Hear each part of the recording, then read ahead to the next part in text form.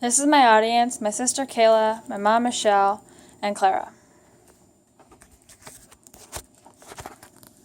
Today I'm going to be talking about GMOs, or genetically modified organisms.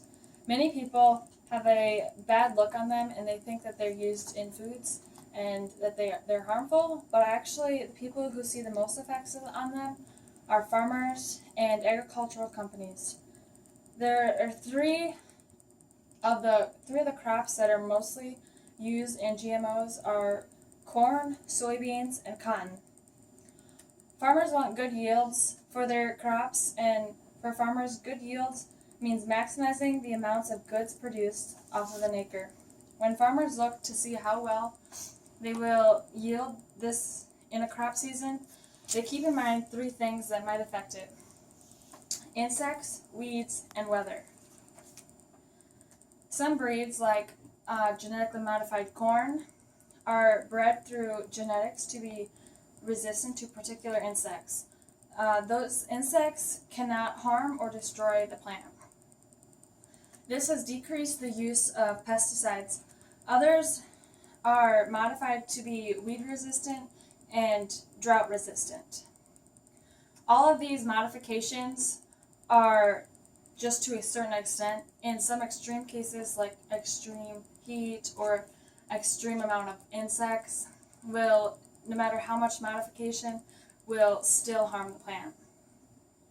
Modifications of crops are meant to help the plant survive and thrive in the ideal soil and weather conditions.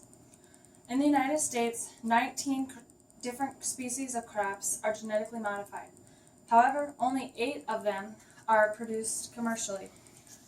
Cotton, sugar beets, soybean, corn, alfalfa, and canola are some of the few 8. Some genetically modified organisms have great benefits. They have increased crop yields, reduced the cost of food and drug production, reduced the use of pesticides, enhanced food quality, and resistance to pests and diseases. And they have also recently discovered that it is useful in medical benefits. According to Colorado State University, there are other GMOs grown in other countries. The most genetically modified crop grown amongst the world are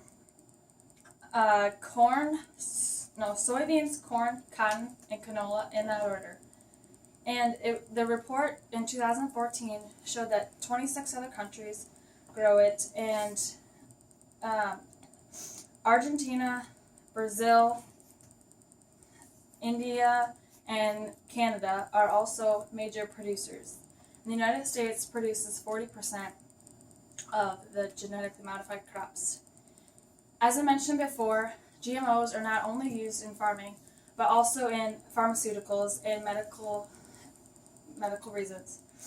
According to Sustainable by Nature Education, in 1986, human growth hormone was the first GMO to be produced by a plant.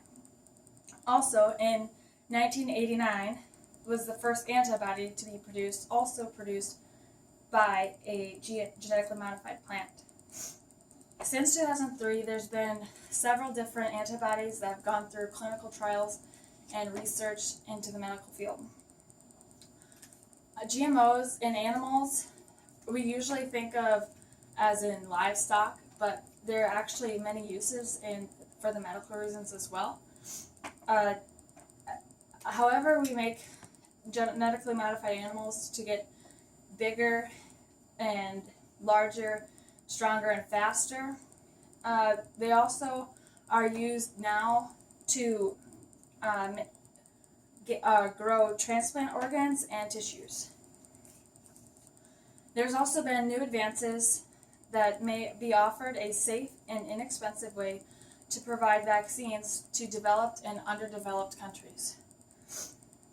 According to the Colorado State University, the future for genetically modified organisms is looking promising, predicting that GMOs will have nutritional benefits, which will have greater vitamin supplements and will be overall more nutritious for those who consume them. Also, they're looking at the stress tolerance for plants, in which they will be able to adapt easier to high and low temperatures. And they're also looking at disease resistance, which I mentioned before, and biofuels, which helps modify the cell wall of the plant to be more efficient to convert into ethanol. They're also, one last other thing is they're looking at phytoremediations, in which plants may extract and concentrate contaminants and pollutants. It is unbelievable to see how the United States and other countries have worked in technology to discuss and discover these genetically modified organisms, but they also take a lot of valuable benefits for human use as well.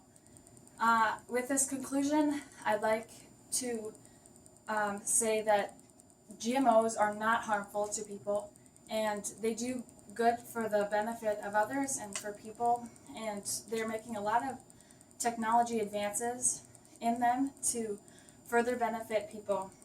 I'd like to thank all of you for watching my speech.